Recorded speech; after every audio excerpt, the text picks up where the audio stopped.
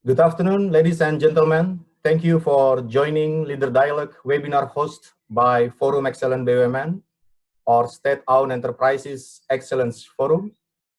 I am Dialah Hutabalian from PT Aneka Tambang TBK, a member of Mind ID.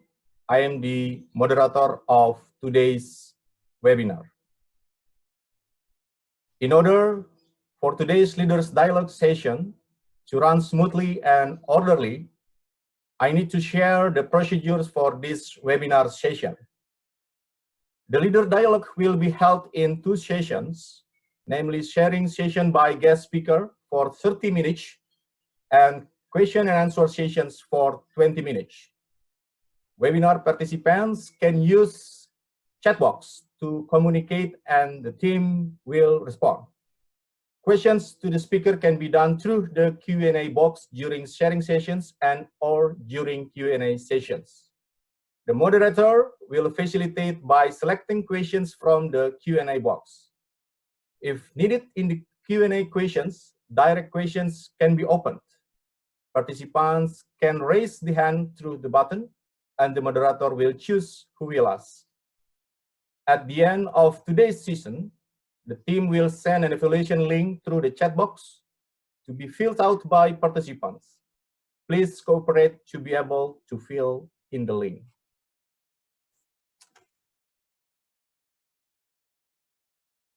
The world is facing an unprecedented challenge in COVID-19. It is a highly complex, uncertain, and fast-moving situation, and increasingly dramatic measures are being adopted by countries around the world to try minimize impact from the crisis. Forum Excellent BUMN is launching a new webinar series, Leader Dialogue, to provide our community with deeper understanding of key issues surrounding pandemic control and current countermeasures around the world. Nowadays, we are facing a new norm situation. Work from home, learn from home, stay at home, pray at home, and physical distancing. Working or collaboration remotely has gone from being a perk or fad to an absolute necessity in the light of the COVID pandemic. How do leaders should consider to engage employees and improve productivity in virtual world? What can we do to design remote work in a manner that makes it both effective and efficient, but also caters to our innate human needs to connect? Now, we welcome our guest speaker, Pak Rohit Kalsy. He is a LinkedIn regional sales leader. He leads LinkedIn talent and learning solution sales teams for existing clients and new business acquisition across Indonesia, Malaysia, and Vietnam markets. He joined LinkedIn 8 years ago when LinkedIn has just begun its operation in India. When he joined, LinkedIn social media was still a concept, and many HR leaders across the world were beginning to learn and understand the power of this medium. He has helped many large and small organizations to successfully adopt LinkedIn in their talent management strategies. He has been part of many conferences such as Confederation of India Industry to share thoughts on HR technologies and effective strategies to enhance employment branding. He holds a mechanical engineering and EDP in strategic management from XLRI. Rohit is also a Marshall Goldsmith certified executive coach. He relocated to Singapore with his family 8 months back to lead LinkedIn business for Indonesia, Malaysia, and Vietnam. His long-term dream and passion is to teach students back in India to make them corporate ready and employable. In today's webinar, Pak Rohit Kalsy will share about developing and transforming digital learning organizations for enterprises in Asia. The global pandemic is affecting business and communities worldwide and forcing all of us to reflect on many aspects of how we organize, structure, and take action. We will discuss insights and trends, how our organizations take actions, LinkedIn solutions that help you take action. COVID-19, conodrum to clarity. We welcome our guest speaker, Pak Rohit Kalsy. Stage is yours.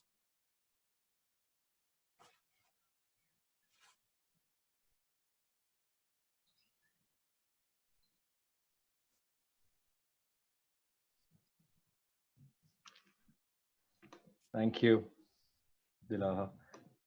Just wanted to quickly ask you if you can see my screen.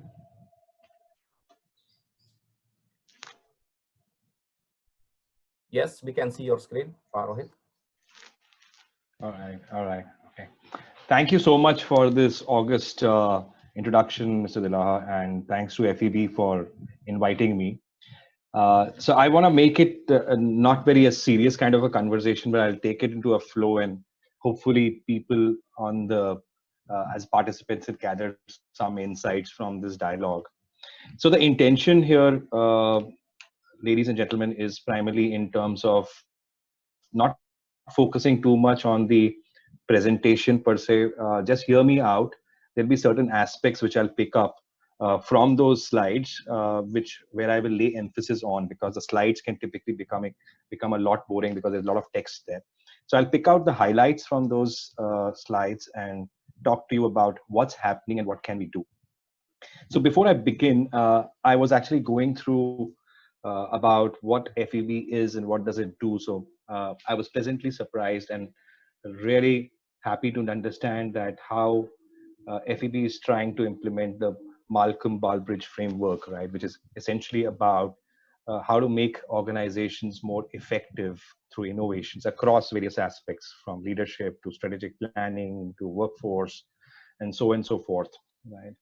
And I really appreciate the work which FEB is doing in terms of assisting the state-owned enterprises to come together and share their experiences and knowledge for a collective growth in the community. Really heartwarming. Thanks again for the invitation. Now, at LinkedIn, incidentally, our mission is also to connect world's professionals to make them successful and productive. Now, where I found, if you really look at what FEB is talking about and what does LinkedIn talk about, there is a very common purpose. And the common purpose between these two organizations is to empower organizations and people like us who work in those organizations. So that's where I got excited and I really loved, and I said, all right, I will participate in this particular session. So thank you once again for getting me here.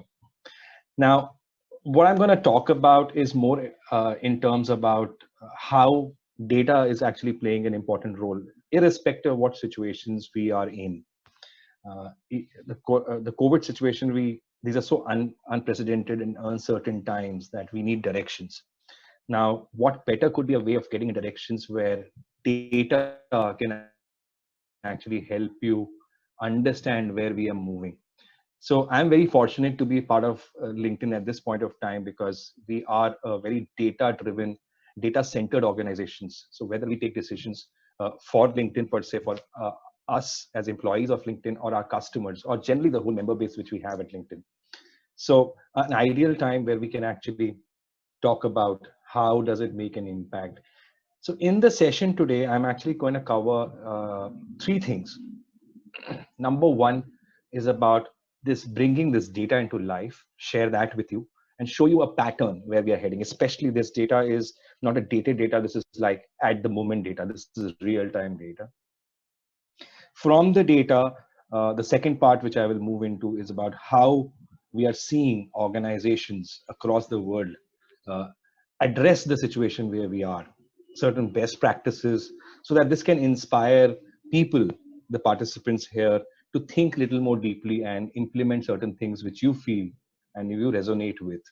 And lastly, I will conclude the session by our responsibility as LinkedIn, what we are offering to our global member base and organization to support them in this changing times.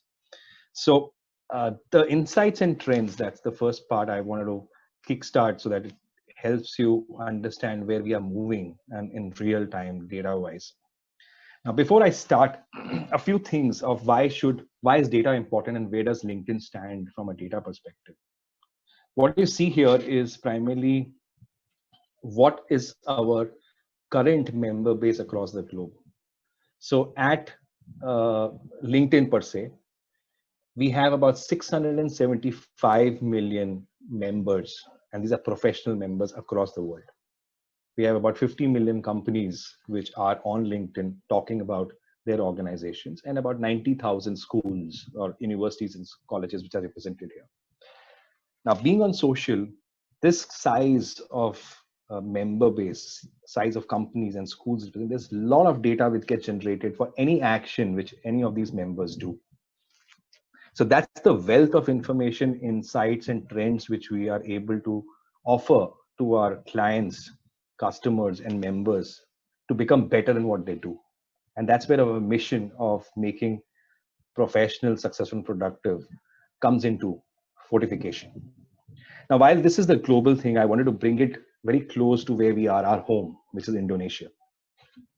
Now, Indonesia is one of the largest, it is the largest economy in the Southeast Asia. It is the most populated country as well. Now, similar thing actually is representative on LinkedIn as well. LinkedIn has 14 million professionals, white collar professionals who are residing in Indonesia, mentioning that and have profiles on LinkedIn.com. About 70,000 companies from Indonesia are on LinkedIn.com, and about close to 9,000 universities and colleges. So that's the wealth of information even from Indonesia. So there is a part of the local flavor also on LinkedIn.com. Now, I took the liberty of inquiring about who could the participants be in this session. So I understood certain sectors. And what you notice here on the bottom is the representation of that sector on LinkedIn.com from Indonesia. For example, banking has about 440,000 professionals who say they work in Indonesia within those Indonesian companies, and so on and so forth.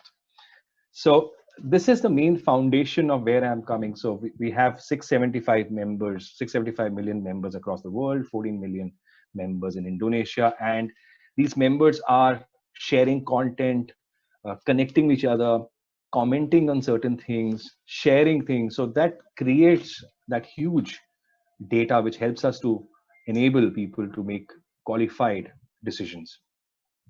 Now, not only do we say that we are the largest in terms of professionals, what is important in these days, many of you will resonate with me on here, is that we tend to hear a lot of not non-validated information, insights on various channels. Right? I'm so happy to share that LinkedIn, incidentally, is considered to be the world's top most trusted social media platform. And this is not something which LinkedIn claims. This is what an outside party here, Business Insider Intelligence, has ranked us 3 years in a row. So when I say data insights, I'm not just talking about the wealth of data which we bring, but I'm also talking about the source. It is an extremely trusted source. So any information, insight which you get out of data, you can be rest assured that it is from trusted sources. Now, as we move to the specific topic which we have, and how does data come into play, like even Dialah started his conversation by talking about how things are changing, how our lives are changing. In fact, in the last few months, we have changed a lot. We have started to look at life very, very differently. I really resonated the sentence which he spoke about: work from home, breathe at home, sleep. I mean, everything we are doing it at home. And so even on LinkedIn, what you notice is we kind of understand what are people talking about. Now, on the screen, what you're going to see is over from January 2020 till 23rd of March, you are seeing two graphs happening about what are people talking about. So there are articles, which is like what people are posting, and what is that social engagement on those topics being spoken about. So articles is somebody who posts, and engagement would be how much conversations do you have on those articles which are getting posted. So huge, huge percentage of conversation right now is happening on COVID, and very active conversations. So that's the background of where we are, which we are noticing on LinkedIn.com. Now, while that is happening on one side of conversations, we've also picked up a few countries to understand the trends from a hiring standpoint, what's happening in the workforce. So interestingly, what you notice here is some of the big economies who are probably seeing the COVID not yet peak, about to peak, a huge dip in hiring. Whereas on the silver lining is, if you see China at the other end, you will notice that they have now gone beyond that spike, and now they've almost gone to a stage where they're recovering. And we are able to notice that how their economy is picking up from a hiring standpoint. Now, these numbers or this trend, year-on-year trend, which means that 15th of February 2020, on the left-hand side, you see a particular scale, which is vis-a-vis last year where they were. Now, what this shows is not about people, what people are sharing jobs or posting jobs. This information is about when a person changes a job or updates his profile, we understand the hiring pattern, whether they are employed into a new company. So you'll see a quick tip. But looking at China, we hope that the recoveries will become soon, and probably we'll also start seeing an upward trend, the way in which we are seeing the blue curve, which is the China curve. So having said that, I talked about what is being spoken about, what is the trending topics in the last 3 months from January onwards. Huge amount of conversations and articles being posted. But we have again brought it down to very specifics as to what are the trending articles specifically, which people globally are speaking about. And there are 3 broad categories here. One is about the whole environment or the community in which we thrive and work or we live in. The second is about concerns about our well-being. And third is about talking what will happen in the future from a business standpoint. So I have highlighted 3 key things which are hugely trending topics, which people are concerned about and talking very, very evidently on LinkedIn.com. So obviously in the culture and community, people are talking about new skills. How do we learn skills? Which one should we learn? How do we learn? Right? What is the right skill to learn? So that kind of conversations are happening. People are talking about safeties, concerns, what's the right source of information from a health standpoint. Then under the business continuity plans, people are talking about, hey, is it about digital? In fact, one of the most, in fact, a couple of days back, I understand the gig economy discussions have gone up. Now, we know that we are now working from home. We are in the virtual environment. Maybe in a few months' time, when we come back, the whole contractual professional workforce will become a new economy where people would prefer, organizations would prefer to have not employees, but contractual workforce, where the gig economy will start thriving. So that's the kind of conversations which are happening. Thought of sharing what's happening, and these are very trustworthy trend analysis which LinkedIn has done. Now, this slide is maybe a lot of things are going on in the slide. You don't have to go through all of them. We've actually looked a little bit more clearly as to still what are the things and why are they trending as much. So on the right hand side, you're seeing 2x2 metrics about the x-axis talking about number of articles being published on LinkedIn.com in the last 3 months. And on the y-axis, you are noticing how many times that article is being discussed and shared.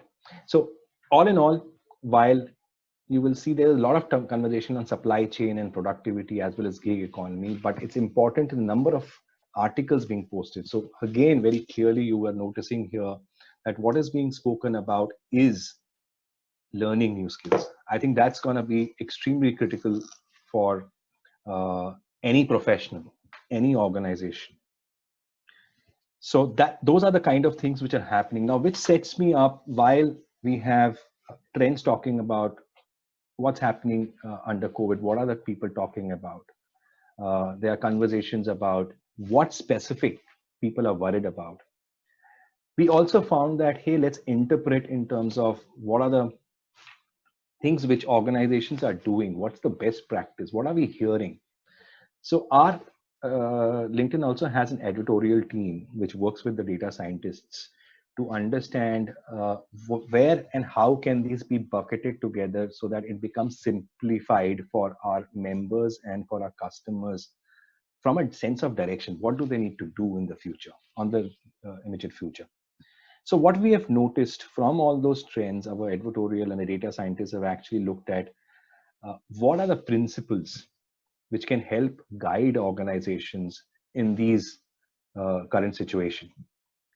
Now, clearly, there are three things which have come up, and they can be bucketed into three things, where all professionals and all organizations should probably be navigating in this tough time. So one very clear bucket which is coming across is employee sentiments, workforce sentiments, right?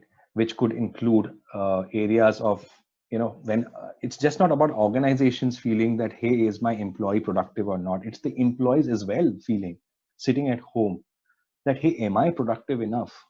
At the end of it, I'm sitting at home and looking at a screen and talking to people. But productivity conversations are even happening from an employee standpoint. So there is one bucket where clearly we are seeing employee change, employee sentiments. Second bucket, which we are noticing, is about this whole thing about communicating transparently so that there's a trust which is created between employee and the employer, the organization and the customers, right? So there is a sense of need for building trust and even more stronger bonds with your employees as well as your customers. Third thing, which is very clearly standing out from a conversation standpoint and trends which we notice, is how do we think about continuity of business? Now, moving out of face-to-face interactions now to virtual, how do we still continue to do business efficiently? So conversations of how do we offer customer support, how do we ensure safety, large manufacturing organization, how do we come back, what happens to the mining industry? So those are the three clear buckets which we are noticing where an organization should be looking at to navigate given the situation, and how we are also observing from some of the top leaders across the globe talking about these aspects. So I want to talk about these three things in a little bit more detail, which can actually help you understand what are the things which you as a professional or as an employee can help your organization, or as an organization or as an employer can start doing to address these three things. Right? So these are not very big scientific things. These are culled out from people like us in the globe who have implemented a few of these things and have actually become probably being considered a little better. So under the employee segment, where the workforce sentiments are also right now not very clear, there's an ambiguity there. So here, one of the key things which we have understood and some of the practices which we've also seen on some of the global organizations implement is about how can you become a lot more frequent in connecting with your employees. It's very simple and basic thing. How to keep connecting, show a culture of passion and compassion, be empathetic, right? Have social events, because when we are working face to face in an office, it's very convenient for a person A to go to a person B in that organization, meet up a peer employee, meet up friends at work, and be a lot more jovial, right? Which is missing right now. So it's very important that as an organization, as an employee, as a manager in your respective companies, to build these social connects.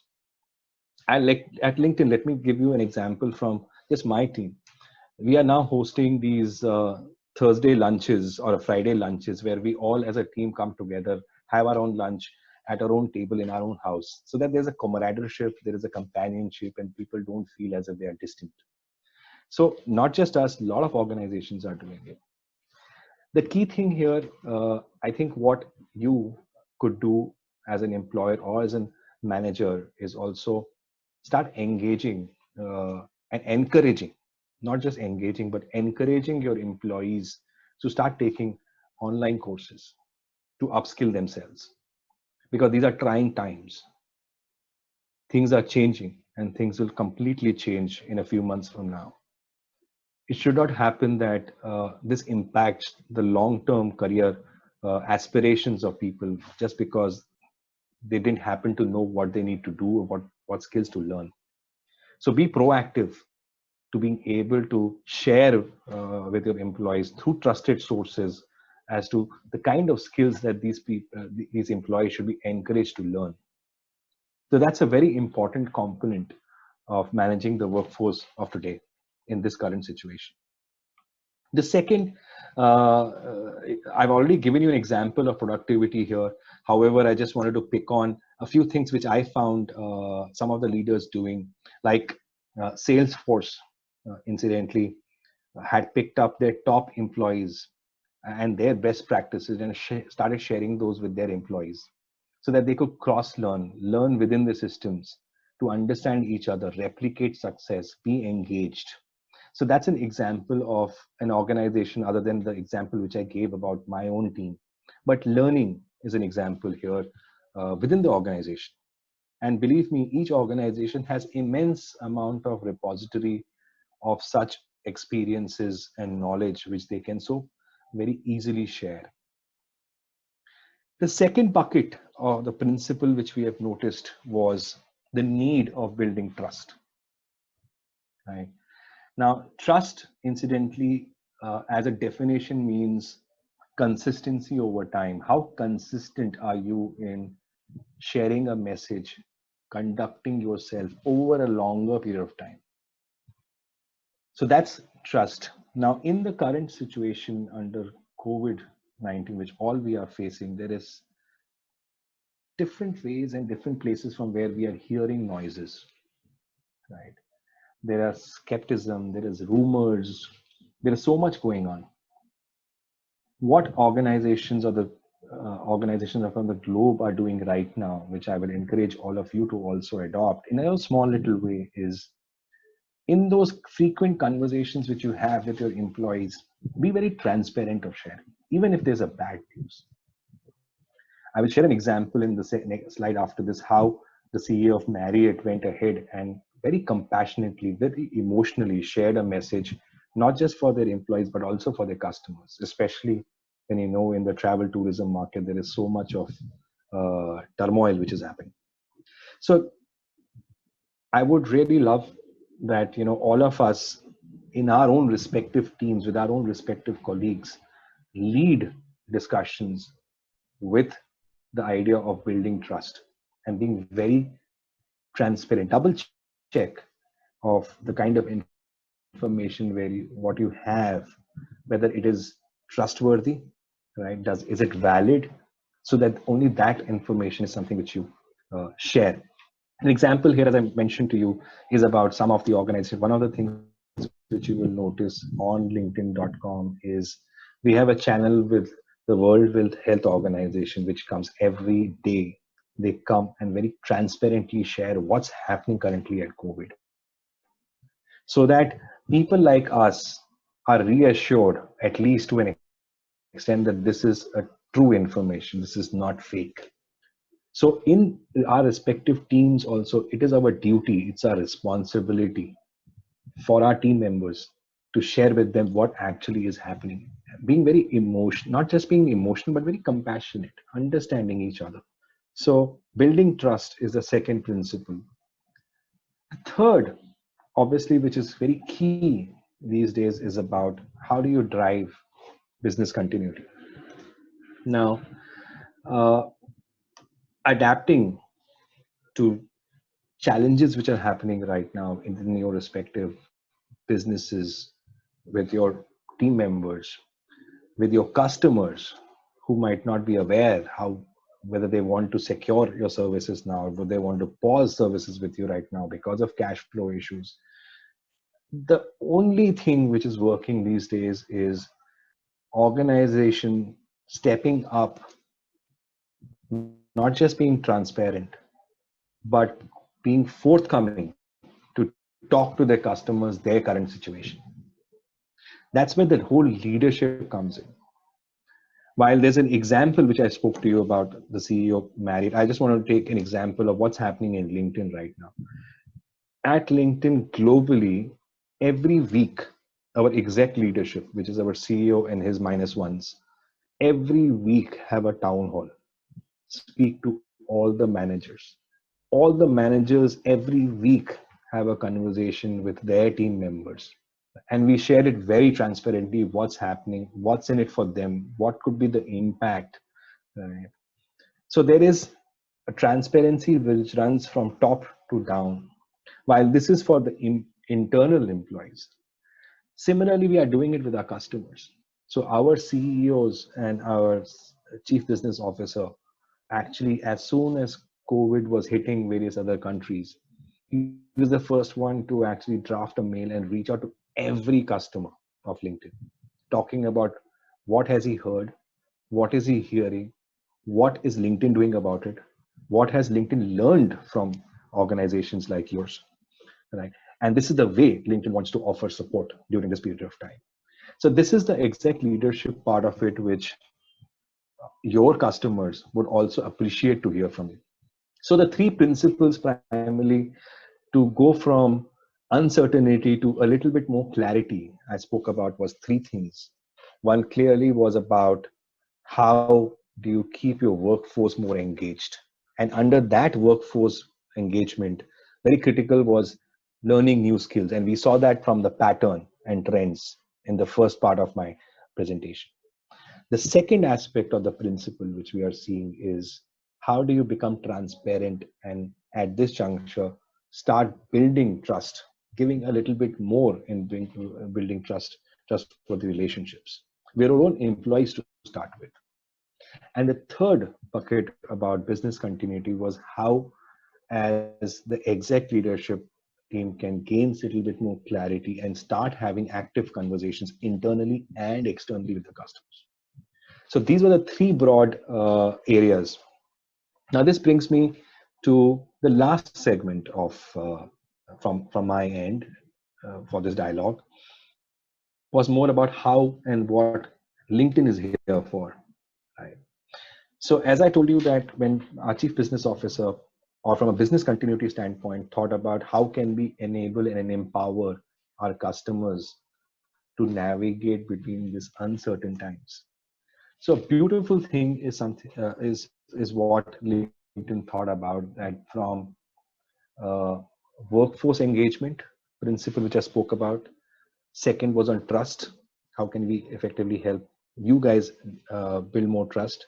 And third was about the business continuity thing. So if you look at our offering, so we have gone ahead and actually opened a few things out of our tools, which otherwise we used to charge at free of charge for everybody across the world.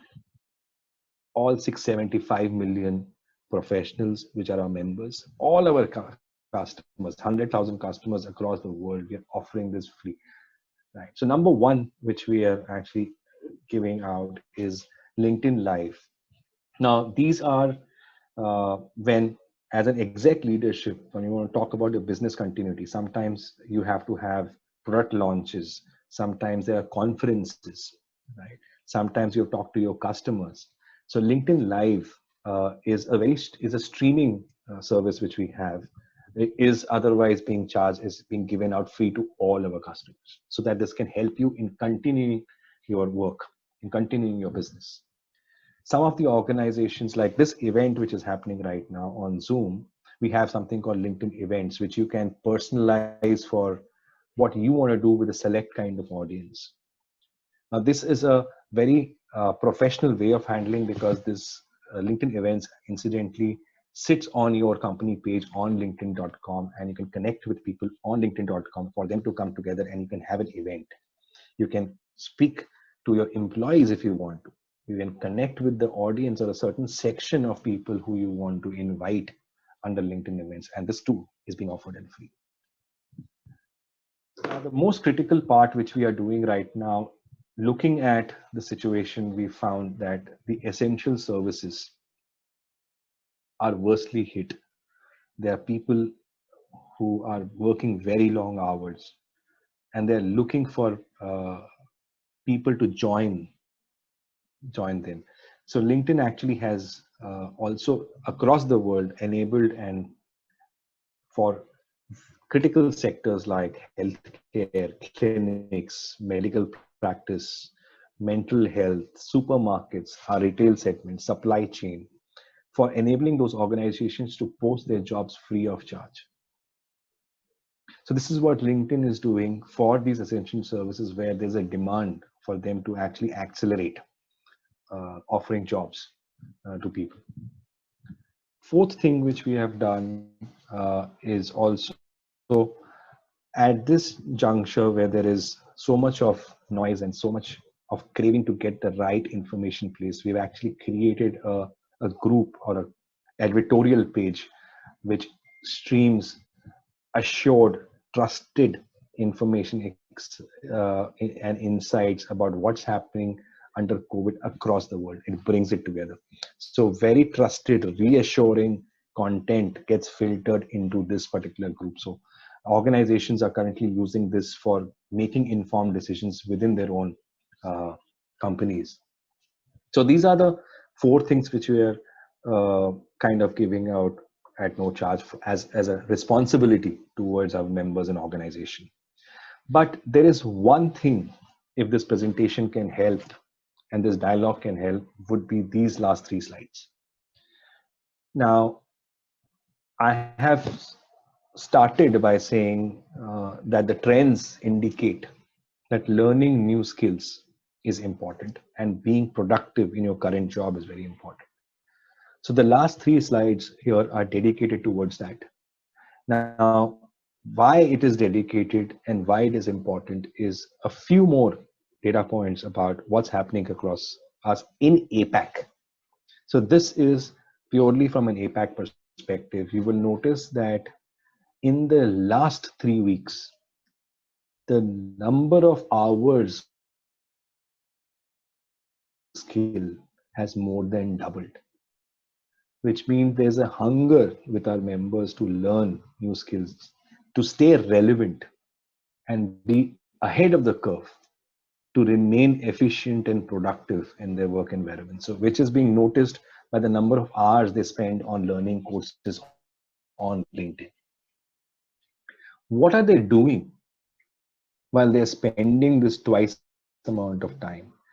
So what we understood was everybody is anxious, nervous about whether they are productive or not. What is the right way to be productive? So clearly what we have observed is that remote working is one of the topics which is making people nervous. How to handle Zoom, how to handle WebExes, how to have efficient conversation, executive presence in front of senior leaders, how to influence people virtually are the topics which are trending. Okay. And this is what we observed specifically in APAC. So from March 1st onwards till 23rd of March, these were the topics specifically on remote working, which was trending. Now we took a step more deeper into it of what does working from home mean? What are they looking for? What are they learning more? And these are the 5 things which we found a huge jump in the learning hours our members are spending on. Clearly, what you notice are the kind of courses these are. You can notice that people are concerned about how are they presentable in a virtual environment? Are they using the right language? Do they understand the tools and services of virtual platform? What does virtual work look like? And even being presentable on video. What's the right way of attire to present to people in a virtual environment? So these are the trending topics. And these are trending topics from March 1 till 23rd of March. Now, this is where I wanted to unlock and where I mentioned this. If there's one thing which you want to take away is providing access to your employees. That should be your first responsibility to help them navigate this tough and uncertain situations and their emotions by empowering them to learn and to become, at least start becoming a little bit better in what they will have to do in virtually. So LinkedIn Learning is something which I wanted to take 3 minutes on to talk about.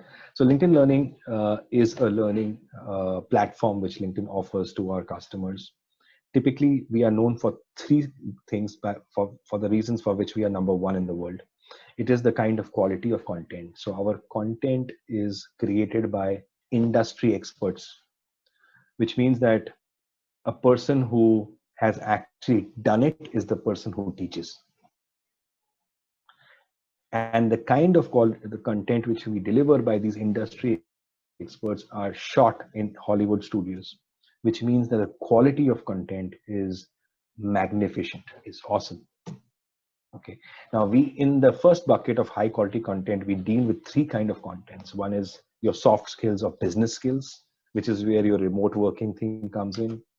Technology courses, which is your cloud computing, Python and all that comes in. And third is creative courses, which is like, hey, I want to learn photography or I want to know clip art. So that kind of sits into the third bucket. While that is the number one proposition, number two proposition why LinkedIn Learning is renowned in the world is personalized recommendation. Now that's the power of LinkedIn data which comes in to each and every learner. So what it does is it will tell you. So for example, I'm a salesperson who's in the mid-senior leadership level.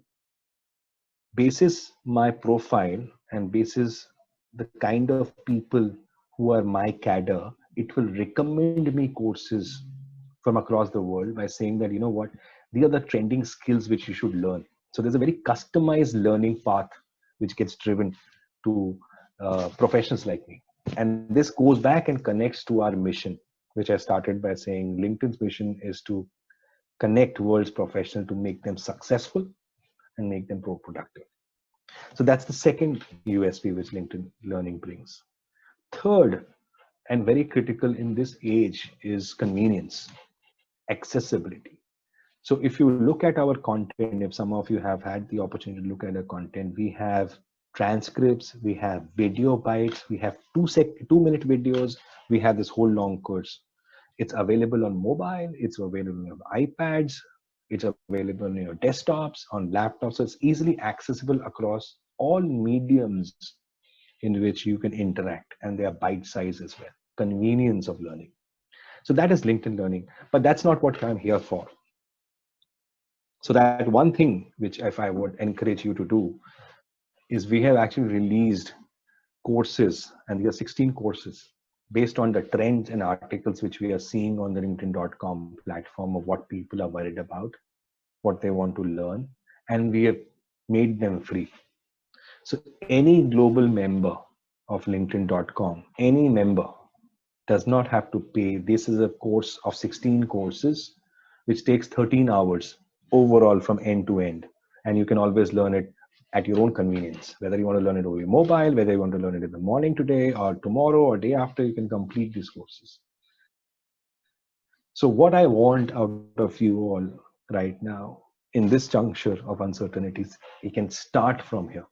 You can extend these links, which I have already shared with the pre-read through Dialah's mail, where you can share that with your employees and tell them to go through this, because this will help them become a little bit less anxious about their own self, about their own jobs. So these are the kind of courses which we have. Starts from leading at a distance for leaders, talks about how do you manage virtual teams, how do you manage stress, and technical ones, how do you use Zoom, how do you do Skype.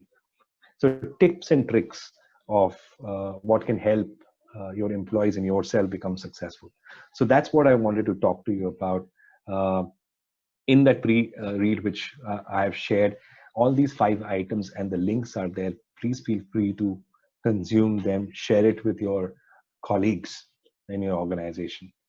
Thank you so much. Okay, thank you very much, Mr. Rohit, for your inspiring and energized presentations for us. We would like to know deeper and explore more in the question and answers sessions.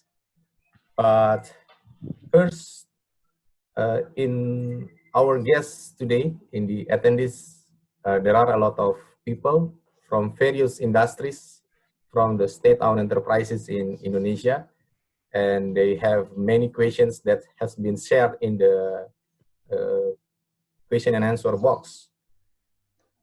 But before we want to continue to the questions and answer sessions, I would like to welcome our friends from Minnesota, USA. He is Paul Grizel, one of the business experts, global business experts, and it's very famous in the world. And all of the experts, business excellence in Indonesia use his reference with Mark Blaze. We know the book and we always follow the update from Mr. Blaze and also Paul Grizel. And we welcome Paul Grizel here. Maybe Paul Grizel, I would like you to share your perspectives in the BE context, or you have questions to be asked to Mr. Rohit, please. I got up very early in the morning. It's about 2:30 in the morning here in Minnesota right now. And just out of curiosity for this webinar, Rohit, you hit it out of the ballpark. I learned a lot from this presentation, practical and data-based. And just to make a little bit of a connection to Baldridge, the things that I would encourage are based on your recommendations. Spend some time in that senior leadership item, especially communication.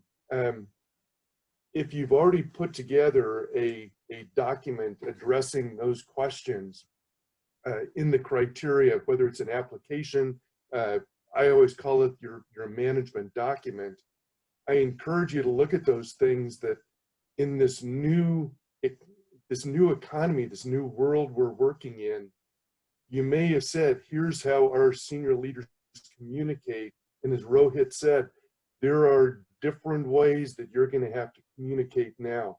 Going back into the organizational profile, my guess is every one of us has different strategic challenges that we're facing right now.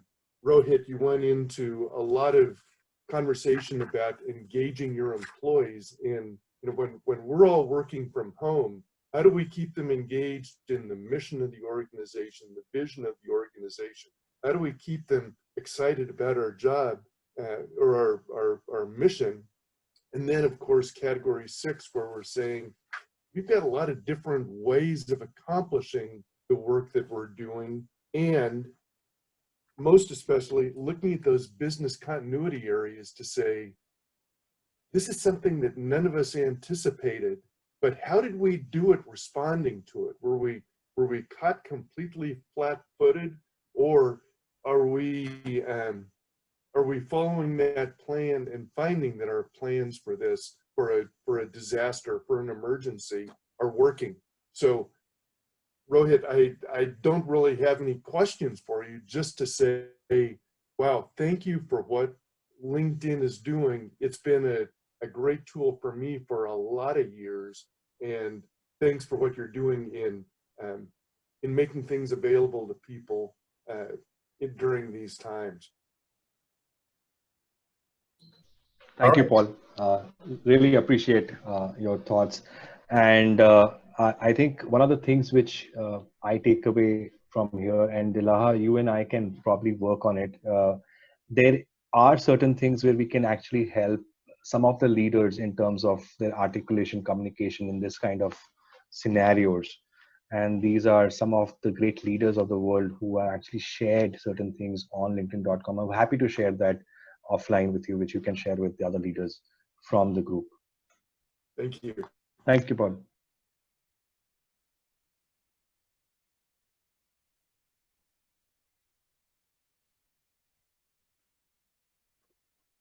Dialah, I think you are on mute.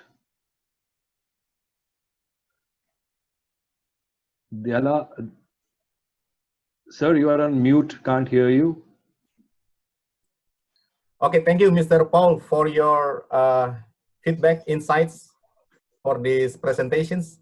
We hope you stay safe there, stay healthy in the US, and we are waiting for your update in the business excellence informations and also your research with Mark Blessing. Thank you very much, Mr. Paul. Thank you. Okay, Mr. Rohit, Pak Rohit, there are a lot of questions here we can see, but we will explore one by one, or we just select from the questions in the chat box.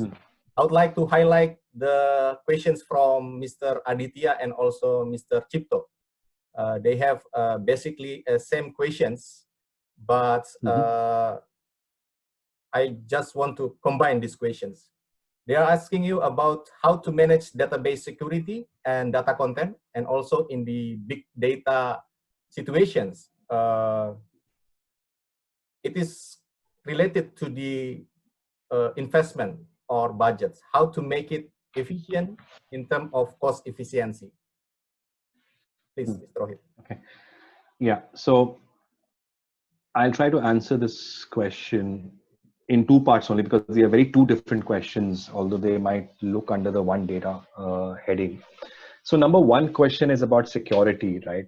So my short answer to this is LinkedIn has been compliant to the GDPR norms, which is the data protection norms, which were launched in EMEA some time back. And it's not just we are complying to those norms where we talk about the PI data, right? Personal information data of each of our member.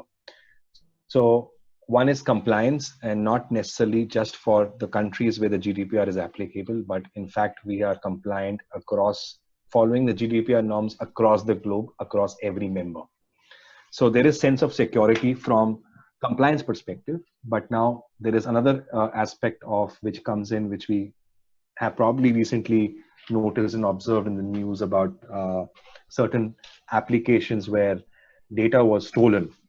So my answer is that we also have very secured data security services. There are a lot of engineers and hackers within the system who actually work to keep our data safe and private. LinkedIn has been operational now from 2002 onwards. It's been 18 years.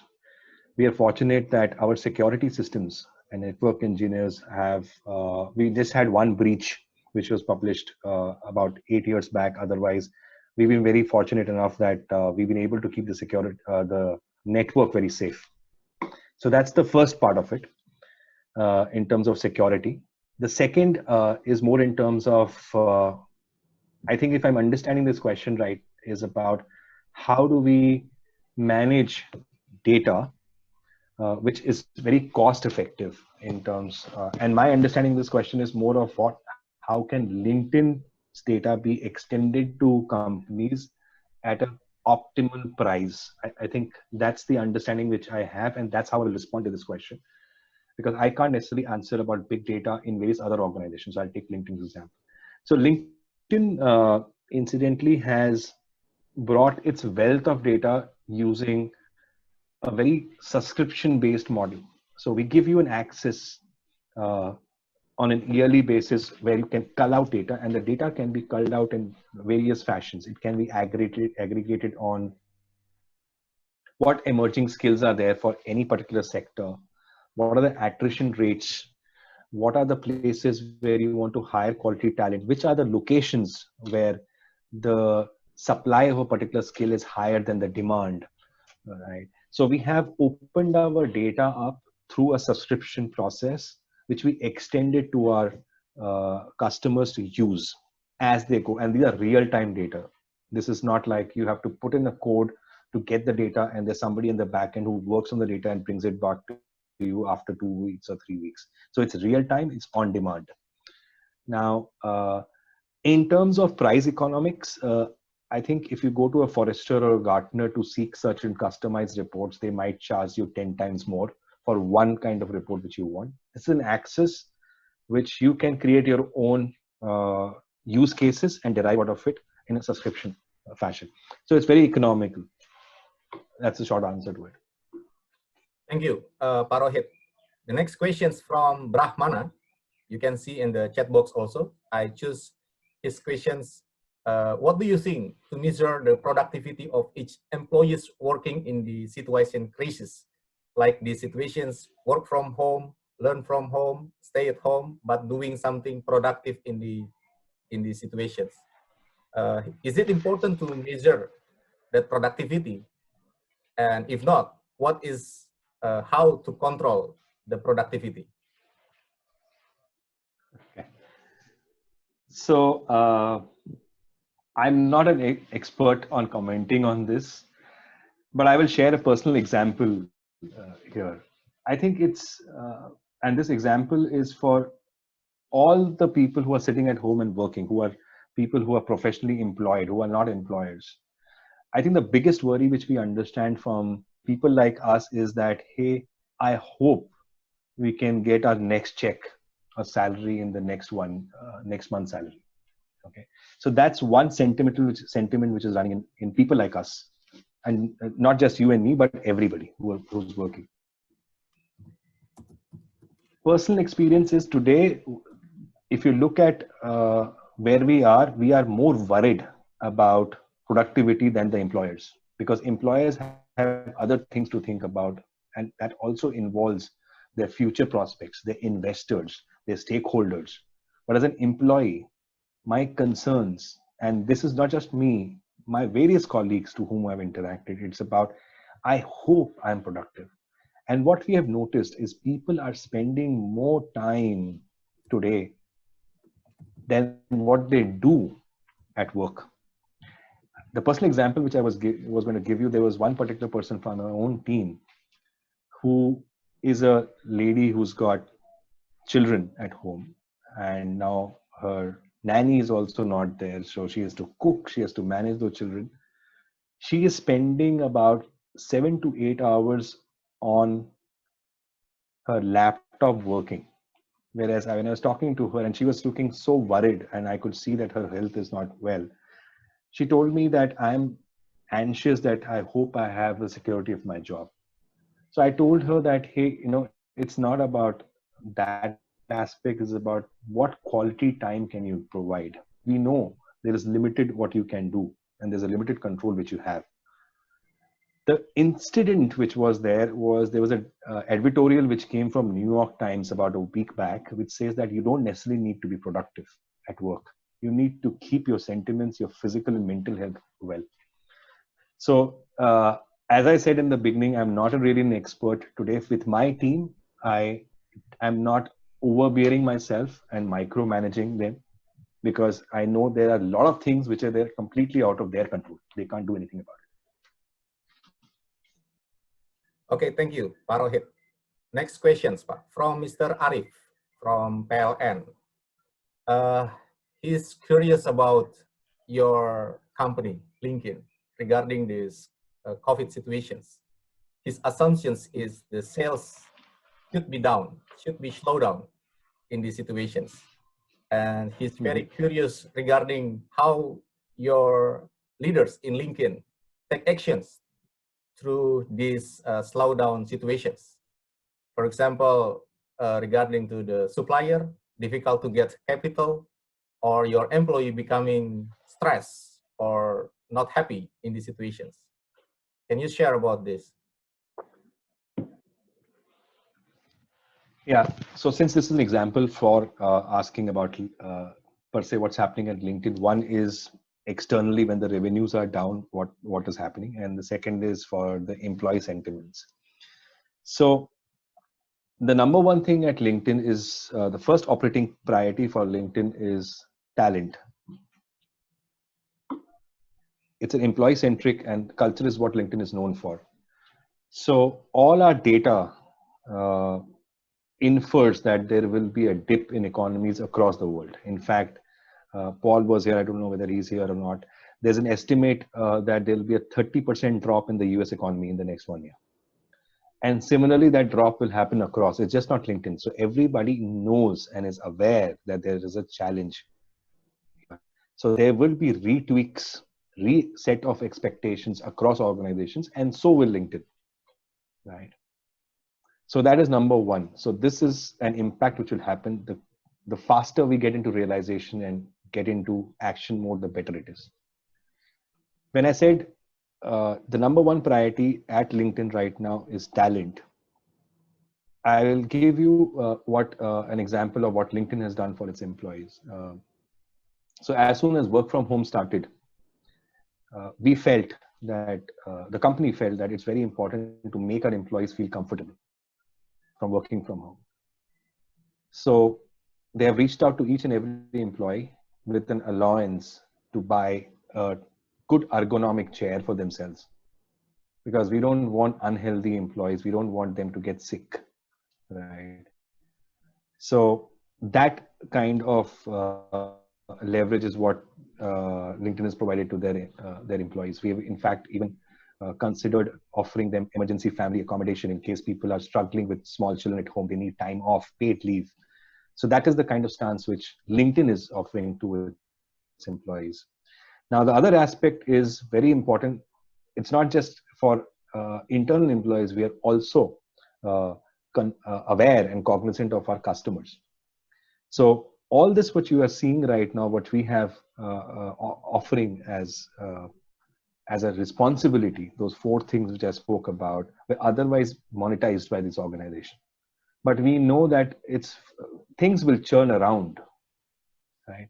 But what we need to get out of the situation is to have a very close tie with our customers and our members to offer them when there was a need. So all these things which we are doing for our customers and for employees is how LinkedIn is reacting to the situation. Okay, thank you, Pak Rohit. The next question is from Mr. Hadi Suroso. He's concerned about online course. In his perspectives, developing online course is very interesting, but he said that it is not easy, and it is needs something to do with that developing online course.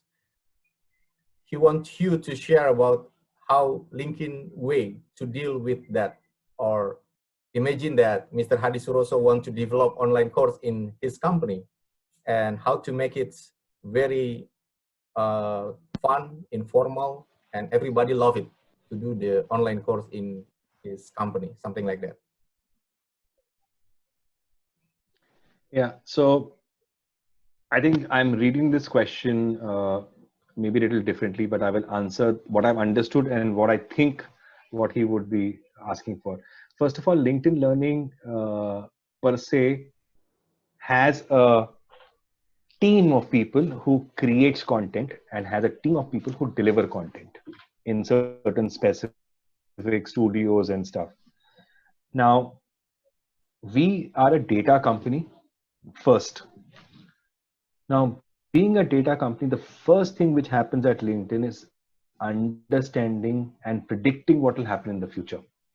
Which skills are emerging, right?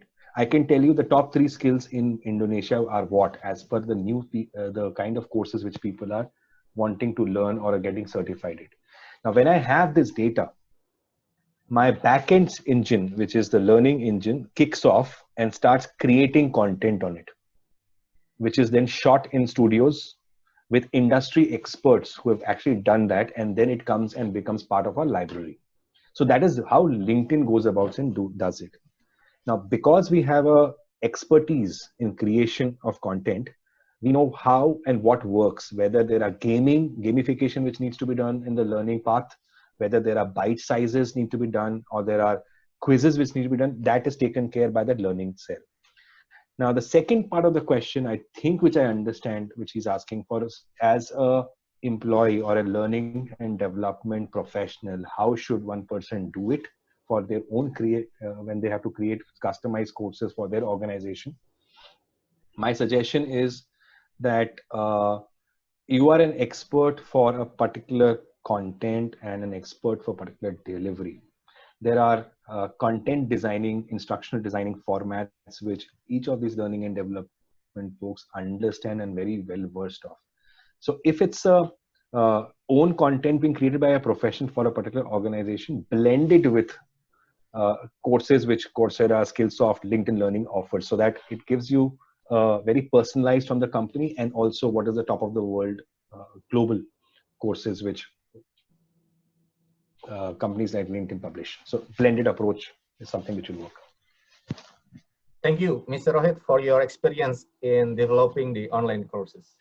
Next question is from Mr. Gaguk. He's from Semen, Indonesia. He asks about, could you please explain more detail the advantage and benefits of LinkedIn compared to the other? And what is the tips and tricks to implement LinkedIn successfully? Maybe he wants to use LinkedIn, but maybe something that it is very difficult to access or difficult to implement by using LinkedIn. How to make it more better, successful, more fast, and more better, so they can get benefits from LinkedIn. Mr. Rohit. Okay, my suggestions to Mr. Gakuk would be that, I mean, I have my email ID is there. He can send it out, shoot out me very specific what he is requesting for. However, my short answer to this question would be that, incidentally, LinkedIn is not only the world's #1 platform where it connects world's professionals, but it's the only platform right now which offers solutions across the employee lifecycle. So whether it starts from sourcing to assessments to applicant tracking system to development, which is your courses, to even satisfaction, employee satisfaction through. So we are there everywhere, and our center still writes data. So we, one of the core principles of our engineering division at LinkedIn when they are designing tools is intuitiveness, which is simplicity for it to be consumed effectively. So my short answer is this, that we are across all employee life cycle, and our main focus when we are designing tools is that it has to be very simple, can be used by even people who hardly have knowledge of how to use. But I will be happy if Mr. Gakuk can actually send in a mail to me, and I can respond very specifically on the questions which he might have. Thank you, Mr. Rohit. We have 2 questions, and these questions from Mr. Erman and Pak Bambang, and I would like to highlight first from Mr. Erman questions, and then I will highlight Mr. Bambang, and you can respond for both questions. The questions from Mr. Erman like this. The health, safety, and well-being of employees is a top priority for business. In this case, he thinks that we put employees or people in the center of business, but this is very hard to do. The questions from him is how to start involve them in the center of business with a minimum risk. That is from Mr. Erman. And the last questions for this session is from Mr. Bambang Totok.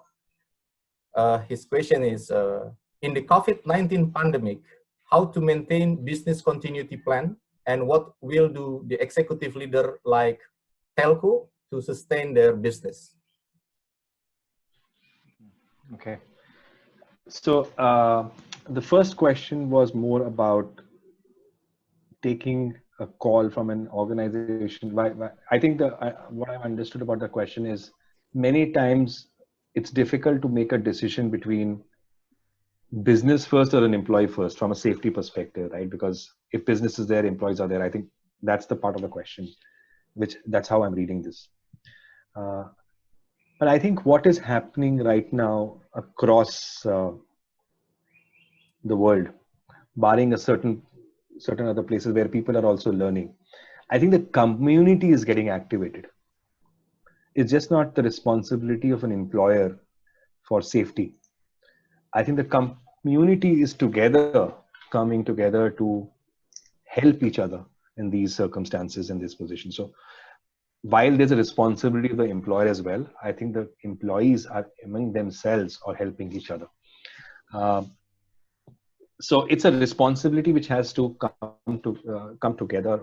How much can an employer do till the time an employee or a normal citizen is not helping him or herself?